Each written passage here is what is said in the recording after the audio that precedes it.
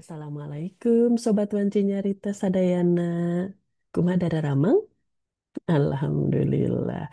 Semangat, sehat, bahagia selalu ya semuanya. Alhamdulillah hari ini kita masuk sesi ke-6 di ruang Wanci Nyarita ya Sobat. Jadi Wanci Nyarita ini adalah ruang untuk bercerita, ruang untuk sharing, terutama kami dari praktisi industri profesional, sharing pengalaman, observasi, perspektif, mudah-mudahan dapat diambil insight-nya, tambahan insight-nya, kemudian dapat ditambahkan untuk melengkapi, memperbaiki kepariwisataan khususnya di masa mendatang serta selalu, senantiasa selalu relevan dengan maksud dari kepariwisataan secara filosofinya gitu ya. Baik, Sobatnya Rita. Jadi hari ini tadi sampaikan bahwa masuk sesi ke-6 yaitu kita akan ngobrol tentang sekarang ini masuk kepada standar usaha jasa boga. Jadi kalau jasa boga ini sektornya ada di sektor jasa penyedia makanan dan minuman. Nah, subsektornya salah satunya adalah jasa boga atau yang sering dikenal dengan catering ya, Sobatnya Rita. Kita awali dahulu pastinya dari basicnya dulu tentang penyelenggaraan perizinan berusaha berbasis risiko sektor pariwisata. Seperti diketahui bahwa untuk eh, penyelenggaraan perizinan berusaha berbasis risiko ini menggunakan landasan peraturan pemerintah nomor 5 tahun 2021. Kemudian diturunkan kepada teknis kementerian terkait yaitu dengan Permen Parekraf nomor 4 tahun 2021 tentang standar kegiatan usaha pada penyelenggaraan perizinan berusaha berbasis risiko sektor pariwisata. Jadi ini landasannya menggunakan PP dan Permen Parekraf ini. Meskipun Sobat Nyarita, saya sampaikan bahwa tahun ini 2025 sudah terbit PP Peraturan Pemerintah Nomor 28 Tahun 2025 tentang perpemutahiran dari penyelenggaraan perizinan berusaha berbasis risiko ini. Tapi Permen Parekraf turunannya belum terbit. Tidak ada salahnya, tetap saya sampaikan dahulu menggunakan PP 2021 ini supaya Sobat Nyarita dapat eh, mengawal historinya atau telusurnya gitu ya. Perubahannya di mana sih gitu. Dari mulai PP 5 2021 hingga pemutakhiran yang 2008 tahun 2025 sekarang. Jadi kita fokus ke PP yang ini dulu ya Sobat Nyarita. Jadi perizinan berusaha berbasis risiko eh, yaitu perizinan yang berdasarkan tingkat risiko kegiatan usaha Sobat Nyarita.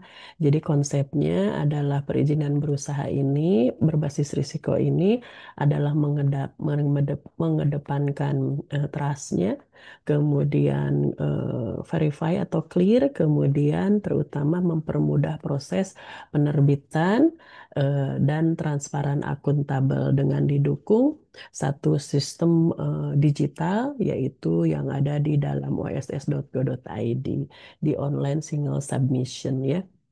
Jadi sekarang kan udah era digital, semuanya sudah menggunakan sistem ya. Kemudian perizinan berusaha sektor pariwisata ini berdasarkan analisis semuanya di dalam Permen Parekraf itu ada 13 sektor.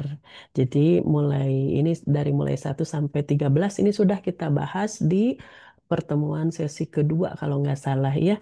Jadi ada usaha pariwisata itu ada 13 sektor, turunannya lebih dari 52 subsektor ya. Nah, sekarang hari ini kita akan ngobrol untuk sektornya jasa makanan dan minuman yang nomor 5 nih, terutama khususnya subsektornya adalah jasa boga atau catering ya. Nah, Dalam perizinan berbasis risiko ini terdiri dari 4 level, 4 tingkat risiko, yaitu risiko rendah, kemudian risiko menengah rendah, kemudian risiko menengah tinggi, dan risiko tinggi. Nah, yang risiko rendah ini adalah cukup di nomor induk berusaha. Kemudian nanti di OSS itu nanti akan ada self declare tentang kepedulian lingkungan dan keberlanjutan. Kemudian untuk menengah rendah ini adalah NIB ya nomor induk berusaha ditambah dengan sertifikat standar yang berupa self declare atau bisa disertifikasi oleh lembaga sertifikasi usaha tapi sifatnya sukarela. Jadi yang rendah dan menengah rendah ini sertifikasi standar usaha oleh lembaga sertifikasinya adalah sifatnya sukarela. Kemudian, Sobat Nyarita, untuk risiko menengah tinggi adalah nomor induk berusaha ditambah sertifikat standar yang dikeluarkan oleh lembaga sertifikasi usaha itu adalah wajib berarti memilikinya ya sertifikat standar yang terverifikasi dari lembaga sertifikasi usaha pariwisata. Lalu untuk resiko tinggi adalah nomor induk berusaha, lalu sertifikat standar dari lembaga sertifikasi usaha, kemudian ditambah dengan izin sesuai dengan KBLKI terkait. Jadi untuk menengah tinggi dan tinggi sertifikat standarnya adalah wajib gitu ya. Kemudian, nah kita mengerucut ke sektor penyedia makan minuman, subsektornya adalah jasa boga. Jasa boga ini ada 2 KBLI Sobat Nyarita. Jadi ada 56210, ini jasa boga untuk event tertentu gitu ya. Jadi kayak event catering gitu ya. Kemudian KBLI 56290 adalah penyediaan jasa boga periode tertentu atau catering industri kalau dibilangnya ya gitu.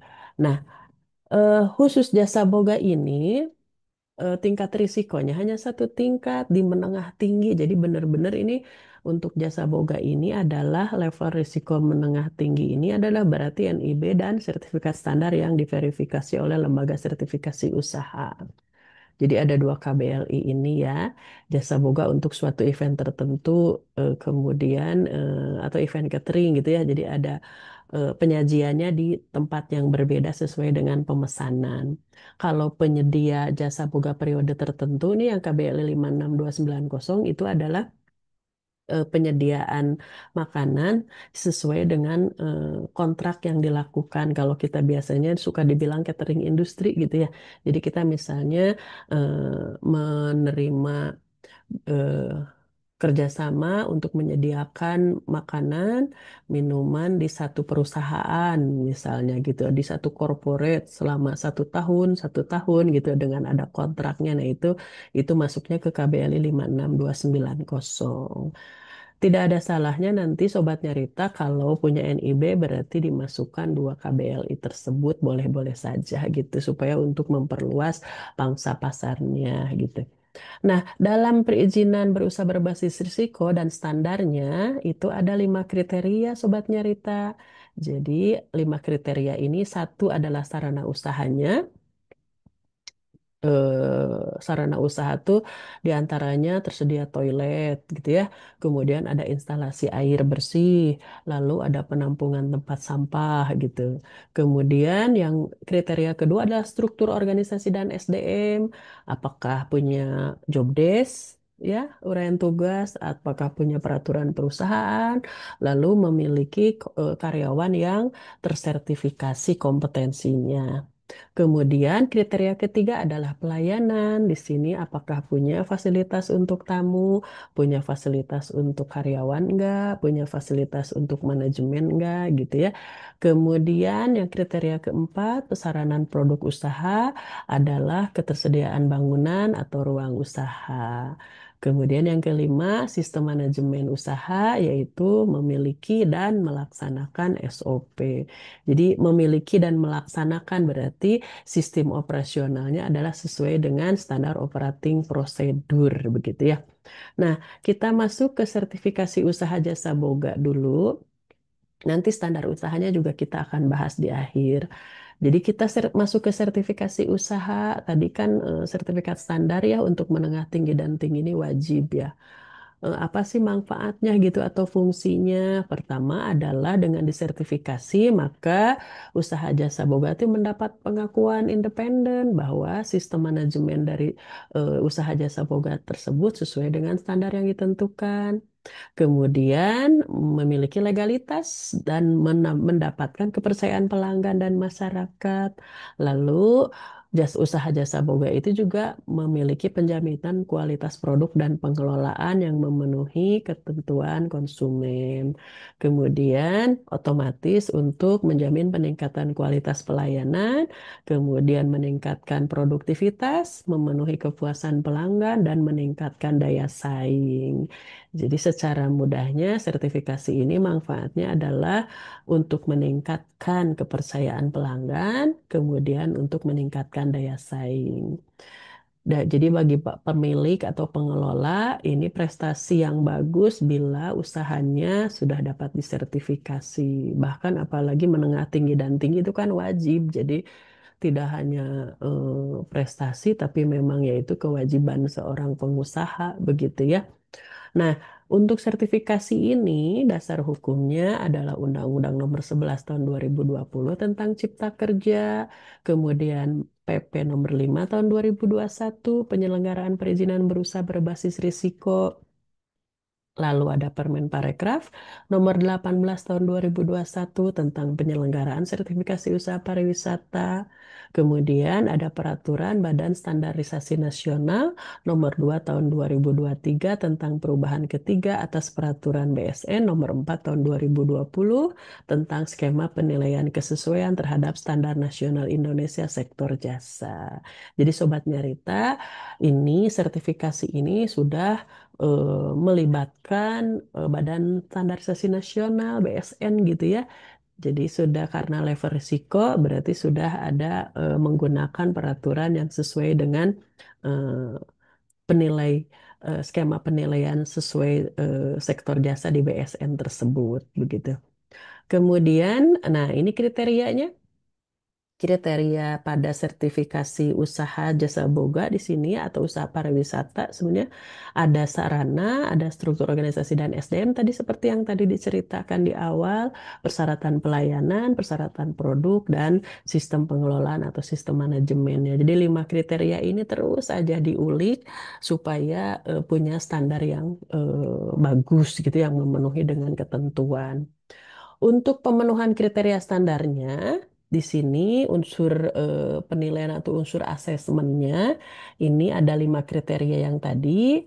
Lalu ini pemenuhan kriterianya yang di kotak yang tengah ini ada grade A, ada grade B. Jadi khusus jasa boga ini masih ada apa istilahnya interval, masih ada ke toleransi ya Sobat Nyarita. Jadi ada 2 grade gitu. Ini adalah untuk memberi kesempatan kepada para pengelola jasa boga untuk bila misalnya oh nggak nyampe nih ke yang idealnya yang 100% maka diberi peluangnya bertahap begitu.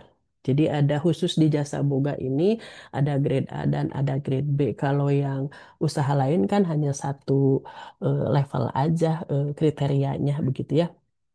Nah, jadi untuk sarana usaha, untuk grade A itu harus semuanya tercapai 100%. Kalau untuk grade B, ini sarana usaha harus 100%. Untuk struktur organisasi, grade A-nya 100%, grade B-nya 70% tuh. Jadi masih ada kelonggaran nih Sobat Nyarita. Jadi kalau punya jasa boga, ih kenapa ya ini boleh 70% gitu ya. Kemudian pelayanan 100%, grade B-nya 80%. Produk usahanya 100%, grade B-nya 100%, pengelolaan 100%, grade B-nya 70%. Kalau dilihat dari kriteria ini, Sobat Nyarita, ini kelihatan antara struktur organisasi dan sistem manajemennya dikecilkan ya kriterianya karena rata-rata di jasa boga mungkin dokumen-dokumen dari operasional itu kan tidak terlalu lengkap ya. Jadi seperti SOP, job desk yang kayak begitu tuh dokumen untuk apa namanya manajemen sumber daya manusia dan lain-lainnya tuh tidak terlalu lengkap makanya diberi eh, peluang boleh di grade B dulu gitu sebelum ke ideal gitu ya. Jadi akan tetap muncul sertifikatnya, tapi nanti ada tulisannya di situ, berarti jasa boga tersertifikasi grade B gitu. Itu, tapi bagusnya Sobat Nyarita langsung tujuannya adalah di grade A 100% semuanya dapat gitu ya. Masa berlaku sertifikat, Sobat Nyarita, standar usaha berbasis risiko ini adalah, nah karena jasa boga ini adalah ada di satu level saja, menengah tinggi, maka bersifat wajib sertifikasi standarnya, kemudian masa berlaku sertifikatnya adalah selama usaha itu beroperasional atau selama usaha berlangsung. Jadi satu kali aja nih enak nih. Jadi PP 5 2021 tuh aduh memberi kesempatan kepada pengusaha yuk gitu disertifikasi sekali aja selama operasional berlangsung. Nanti tinggal ada surveillance-nya aja 5 tahun sekali itu untuk memastikan bahwa standarnya terpelihara. Begitu Sobat Nyarita ya. Kemudian ini saya sampaikan tahap proses sertifikasi. Kadang-kadang orang jasa boga tuh orang catering tuh apa sih meni pusing segala harus gitu ya. Yaitu resiko namanya berusaha ya Sobat Nyarita. Jadi mau nggak mau harus punya kemauan untuk memiliki usaha tuh yang punya standar gitu. Yang memenuhi standar gitu ya. Kemudian ini kita masuk ke proses sertifikasi. Jadi gimana sih kalau jasa boga kita mau disertifikasi? Ini ada 5 tahap, Sobat Nyarita. Pertama, tahap seleksi. Kedua, tahap determinasi. Ketiga, evaluasi dan keputusan sertifikasi. Kelimanya, lisensi. Kemudian surveillance. Itu. Nah, untuk seleksi itu adalah pengajuan permohonan sertifikasi. Jadi, nanti usaha jasa boga itu mengajukan nih surat untuk kepada lembaga sertifikasi usaha untuk disertifikasi ditambah dengan self assessment atau penilaian mandiri. Nanti form-formnya, format dan format surat sama form penilaian mandiri sebetulnya sudah ada di lembaga sertifikasi usaha. Tinggal di-download aja di websitenya, rata-rata sudah punya ya. Itu tinggal di-download, diisi, baru dikirimkan. Nah, setelah jasa boga itu mengirimkan oleh lembaga sertifikasi usaha, maka dilakukan des audit atau tinjauan permohonan sertifikasi. Dicek dulu nih, NIB-nya ada, KBLI-nya apa gitu ya. Kemudian isian penilaian mandirinya bagaimana. Setelah ditinjau, kemudian terbitlah perjanjian pelaksanaan sertifikasi atau SPK gitu. SPK berarti siap di dalamnya berarti sudah ada KBLI-nya, skalanya apa, kemudian risikonya apa, lalu biayanya berapa, di situ sudah ada. Kemudian ditandatangani bersama, begitu ya. Kemudian, nah setelah SPK ditandatangan bersama disepakati, lalu lembaga sertifikasi usaha itu menerbitkan program sertifikasi atau audit plan, rencana audit. Jadi rencana audit itu udah disepakati kapan mau visit ke lapangan gitu ya, atau site audit istilahnya mengaudit ke lapangan. Kemudian tim auditornya siapa aja atau berapa orang gitu ya. Nah, rata-rata untuk jasa boga karena menengah tinggi biasanya ada 2 man days ya, atau 4 man days ya, bisa 1 hari boleh atau sebetulnya rata-rata juga kalau menengah tinggi itu di 4 hari, di 2 hari ya 4 man days begitu. Nah, setelah audit plan terbit, lalu masuklah ke tahap determinasi, yaitu pelaksanaan site auditnya nih untuk audit di lapangan gitu ya. Jadi tim auditor datang, memeriksa kelengkapan berkas audit, lalu otomatis audit lapangan. Metodenya ada wawancara, observasi, sama tinjauan dokumen. Jadi nanti dilihat sobat nyarita usahanya jasa boganya punya apa saja gitu dari 5 kriteria tersebut. Lalu setelah itu baru terbitlah dari tim auditor itu laporan hasil audit. Nah, ini laporan hasil audit itu yang tadi itu pemenuhan kriteria apakah masuknya grade A, grade B gitu, apakah ada catatan atau tidak begitu ya. Nah, setelah terbit laporan hasil audit, Masuklah ke tahapan evaluasi dan keputusan sertifikasi. Jadi setelah itu di lembaga sertifikasi usaha itu ada kajian laporan audit, lalu ada rapat keputusan sertifikasi. Di situ ada masuk komite pengambil keputusan di lembaga sertifikasi itu. Kemudian setelah itu penetapan hasil keputusan sertifikasi. Ya, setelah itu masuk ke tahapan lisensi yaitu terbitnya sertifikat. Jadi dari mulai seleksi sampai ke audit plan itu kalau memang lancar dokumennya 7 hari kerja gitu ya. Setelah itu masuk ke site audit, masuk ke visitasi lapangan, muncul laporan hasil audit, lalu sampai terbit sertifikat itu di 14 hari kerja. Tapi banyak yang lebih cepat juga, banyak ya. Itu biasanya itu maksimumnya di 14 hari kerja bila semua terpenuhi gitu ya. Nah, setelah terbit sertifikat, otomatis di printlah hard copy-nya, nanti diberikan kepada usaha jasa boga tersebut. Disertai dengan soft copy-nya pastinya juga ada, lalu ada aturan penggunaan sertifikat dan aturan penggunaan logo gitu ya. Karena kan logo logo certified itu kan juga bisa dari daya jual untuk usaha jasa boga yang Sobat Nyarita miliki gitu ya. Kemudian, nah, dari sertifikat ini, pihak lembaga sertifikasi usaha setelah menyerahkan kepada pihak usaha jasa boganya juga adalah menginput, mensubmit kepada si Supar namanya sistem usaha pariwisata yang di Kemenpar ya. Jadi udah ngeling langsung di sistem usaha pariwisata yang di Kemenpar itu dan bahkan bisa nanti terkoneksi ke OSS juga gitu. Ya, di situ sudah terbit, sudah ke posting semuanya, jadi sudah bisa diakses oleh pihak Kementerian Pariwisata. Setelah sertifikat terbit, berarti itu kan berlaku selama operasional berlangsung ya, karena jasa boganya kan menengah tinggi.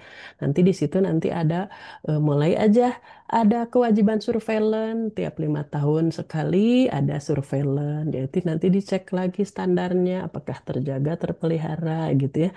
Jadi masuk lagi auditor itu ke lapangan lagi ke usaha Bapak Ibu atau Sobat Nyarita begitu ya.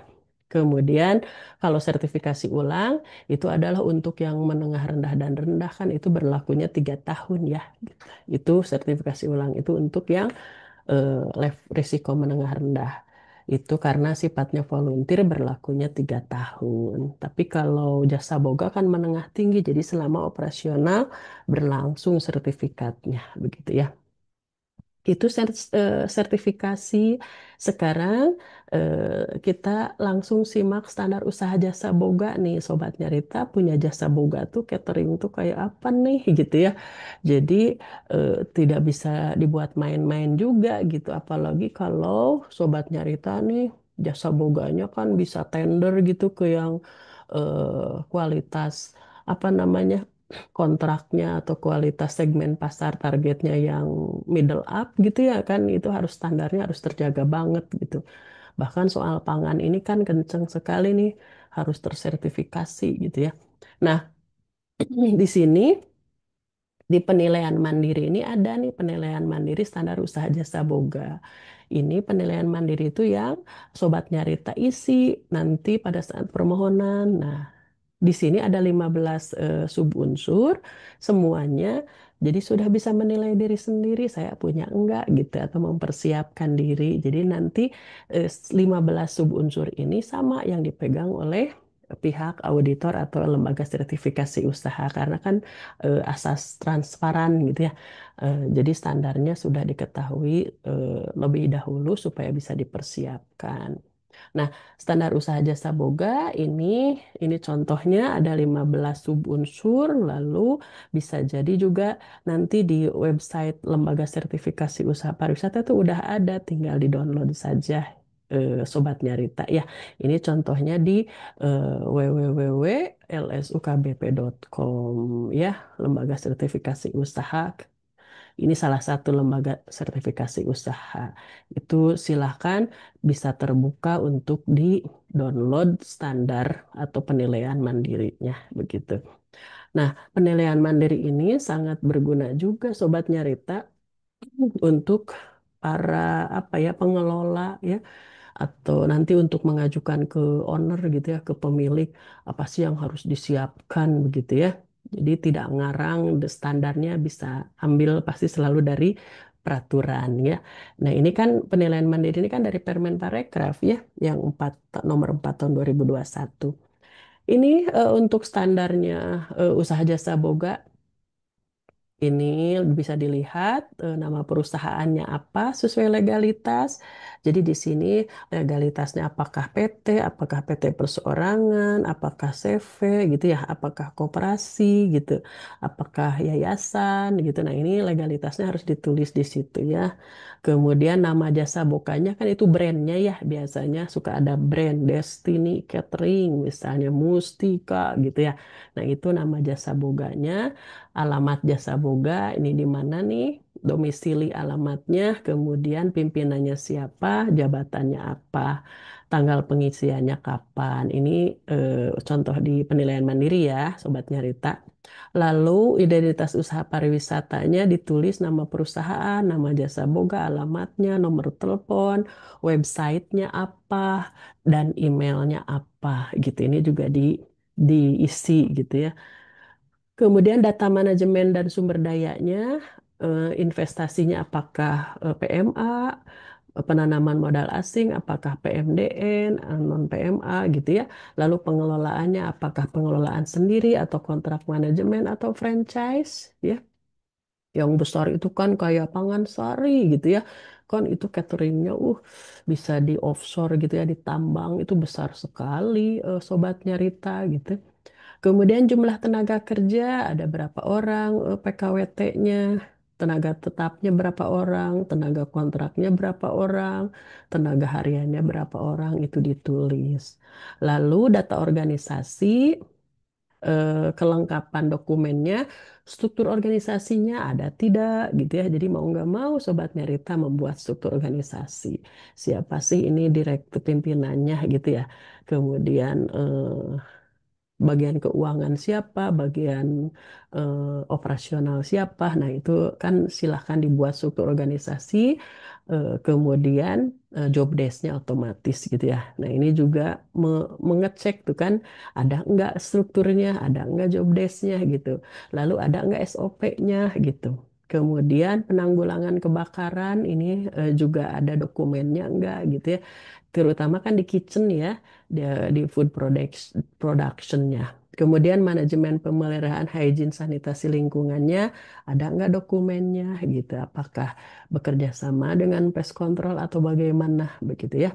Lalu dokumen pemeriksaan K3, sumber dan jaringan instalasi listriknya seperti apa, nomor tanggal diterbitkan oleh siapa, instalasi proteksi kebakarannya, sama, kemudian lift bila ada, kemudian genset bila ada ya. Kemudian eh, data persyaratan khusus, nomor induk berusahanya nanti ditulis nomornya, tanggalnya, lalu diterbitkan oleh siapa, lalu like hygiene dan sanitasi jasa boga. Nah, ini yang penting Sobat Nyarita. Jadi sebelum disertifikasi itu eh, di sangat diusahakan sekali Sobat Nyarita punya like hygiene dan sanitasi jasa boga yang bisa diproses ke dinas kesehatan ya. Itu biasanya di dinas kesehatan itu, kemudian ada pemeriksaan kualitas airnya nomor berapa itu, nanti air bersihnya diambil kemudian dimasukkan ke lab ya. Nanti ada pemeriksaan kualitas airnya, ada hasilnya begitu. Kemudian, nah itu tadi standar persyaratan atau dokumennya. Sekarang masuk standar usahanya. Persyaratan khusus tadi adalah sertifikat layak hygiene sanitasi jasa boga, kemudian sertifikat standar yang diterbitkan oleh LSU ya. Sarana usaha. Nah, tadi kan ada 5 kriteria ya Sobat Nyarita. Sekarang lihat sarana usaha nih, unsur 2, subunsurnya nomor 3. Ketersediaan sarana usaha. Tuh kan sarana usaha tuh apakah ada eh, air bersih, apakah ada tempat sampah, apakah tempat sampahnya terpisah basah dan kering, kayak gitu tuh. Kemudian ketersediaan fasilitas usaha. Nah, itu apakah ada kitchennya, apakah ada gudangnya, gitu ya, apakah ada toiletnya, gitu ya. Kemudian terpenuhinya kondisi lingkungan. Nah, apakah bebas dari hama, gitu, apakah tertutup, nah kayak begitu-begitu ya, hygiene sanitasi lingkungannya, apakah ada, gitu. Jadi terutama di hal penyimpanan bahan, kemudian pengolahan dari mulai penyimpanan, penerimaan dari mulai penerimaan barang, itu kan ada loading docknya gitu ya. Kemudian masuk ke storing, penyimpanan barang-barangnya apa perishable sama non perishable dipisah. Kemudian nanti masuk ke pengolahan. Nah, itu pengolahannya ada standarnya, lalu masuk kepada pengantaran distribusi itu juga hati-hati. Nah, ini juga ada kondisi lingkungan tuh masuk kepada kategori itu juga ya, lingkup di pengantaran. Kemudian langsung ke penyajian gitu ya. Jadi kalau jasa boga tuh eh, terima barang, kemudian menyimpan barang mentah ya material, terus penyimpanan, kemudian masuk ke pengolahan, kemudian pengiriman ya, distribusi, lalu penyajian. Nah, itu juga aduh sangat ini sekali ya dengan makanan itu ya. Harus K3-nya terpenuhi dan hygiene sanitasinya terpenuhi. Nah, untuk struktur organisasi SDM, terdapat organisasi usaha, apakah ada struktur organisasi, apakah ada job desk-nya, apakah ada SOP, nah itu ya, nanti kan terpenuhi atau tidak terpenuhi, atau terpenuhi setengah misalnya ya. Ketersediaan SDM-nya, nah di sini nomor 7 SDM-nya apakah ada nih untuk di food production, apakah ada setara cook misalnya atau chef atau bagaimana gitu ya level-levelnya atau kompetensinya gitu. Kemudian di administrasi apakah sudah ada atau bagaimana gitu ya. Lalu di pelayanan yang subunsur 8 nih terdapat dokumen SOP atau work instruction. Jadi ada SOP-nya, SOP menerima pemesanan bagaimana sih gitu ya. SOP membuat surat konfirmasi misalnya atau SOP untuk market list misalnya purchase gitu purchasing kemudian SOP segala macam tuh itu tuh ada yang hubungannya dengan operasional yang ada di jasa boga ya kemudian produk usaha nih kriteria produk usaha subunsur 10 tersedia ruang dapur sesuai dengan rasio kapasitas produksi memenuhi persyaratan hygiene sanitasi dilengkapi dengan peralatan dan perlengkapan memasak terbuat dari bahan atau material sesuai dengan standar pangan, food grade dengan jumlah sesuai rasio kapasitas produksi. Jadi nanti ruangan dapur tuh rasio luas ruangannya, kemudian peralatannya, kalau misalnya catering industri atau catering ini mau order 1.000 misalnya 1.000 porsi berarti kan harus sesuai dengan kapasitasnya jadi ada mulai dari persiapan garde mangsë ada yang hot kitchen cold kitchennya gitu bagian-bagian areanya gitu ya kemudian ada untuk penyimpanan kayak gitu nah ini juga alur dari kitchennya juga ini juga dilihat begitu kemudian ditambah dengan di dalam kitchen itu otomatis ada K3-nya, berarti ada drainasenya kan punya grease trap, perangkap lemak gitu ya. Terus punya kitchen hoodnya juga pakai grease filter ya, perangkap lemak gitu. Nah ini salah satu contoh. Kemudian pasti ada tabung apar, alat pemadam api ringan gitu. Kemudian ada fire blanket. Nah itu ada standar-standar K3-nya. Kemudian subunsur 11 tersedianya menu makanan dan minuman Indonesia. Jadi tersedia susunan menu ya dan makanan dan minuman Indonesia. Itu otomatis kalau ada menu makanan dan minuman pasti harus dilampiri dengan standar resipinya. Nah, rata-rata ini teh standar resipinya teh udah langsung di kepala nih. Nah, itu diusahakan, dibiasakan, dituliskan ada dokumen standar resipinya gitu ya. Kemudian subunsur 12 adalah pengadaan. pemesanan, penerimaan bahan makanan dan minuman menggunakan standar purchase specification. Jadi ini di yang tadi saya bilang bahwa di pembelian bahan, kemudian di penerimaan tuh di receiving, kemudian langsung di storing ya, disimpan. Nah, itu juga pakai market list tuh, market listnya berdasarkan standar purchase spesifikasi. Kemudian subunsur 13 pengolahan bahan makanan dan minuman sesuai dengan standar kesehatan dan keamanan pangan.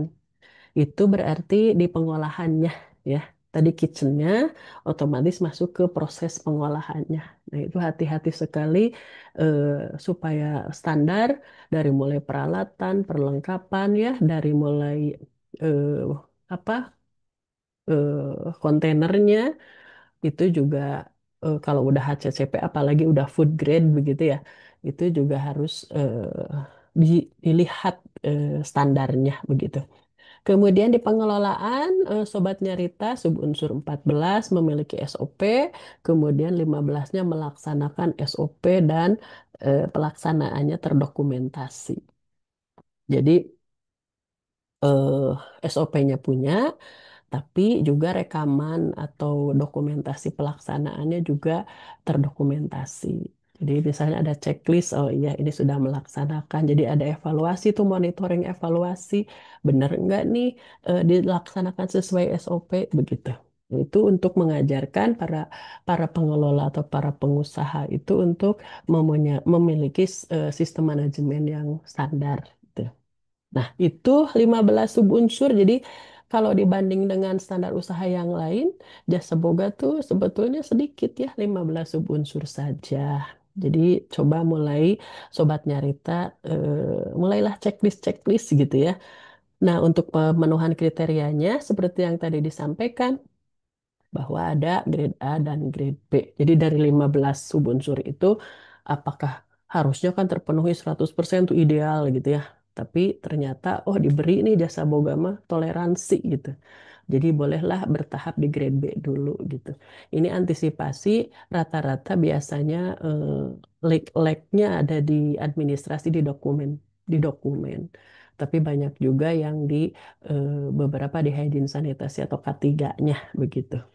Demikian Sobat Nyarita, eh, untuk standar usaha jasa boga, mudah-mudahan ini terketuk hati pengusaha itu untuk sadar nih bahwa kalau memiliki usaha itu ya otomatis supaya punya standar yang memenuhi ketentuan, apalagi dilanjutkan dengan risiko menengah tinggi, kemudian nanti berpikirnya adalah bisa berkembang lebih lebih luas begitu ya. Tidak tidak banyak juga yang hanya kayak rumahan begitu, padahal potensinya ini kenceng banget ya. Sobat Nyarita, sekarang banyak corporate industri yang membuat kontrak atau kesepakatan pengadaan makanan minumannya kepada pihak ketiga. Nah, disinilah peluang jasa boga untuk bisa bermain, berkontribusi di ranah usaha pariwisata tersebut, begitu. Baik, terima kasih sekali Sobat Wanci Nyarita. Pastinya selalu saya ingatkan bahwa kenapa sih harus memenuhi standar, standar, dan standar. Karena ingat bahwa di Undang-Undang Nomor 10 tahun 2009 ada pasal bahwa para wisatawan itu berhak menerima pelayanan sesuai dengan standar. Tuh. Jadi rada berat ini ya. Jadi bukan hanya bisnis semata, tapi memang harus dipikirkan kaidah-kaidah di kepariwisataannya gitu. Insya Allah semuanya akan bisa berkembang bila kita memiliki standar standar yang bagus. Kemudian apalagi ini minimumnya, kemudian bisa dikembangkan lebih tinggi lagi. Terima kasih. Sampai bertemu di sesi berikutnya. Wassalamualaikum warahmatullahi wabarakatuh.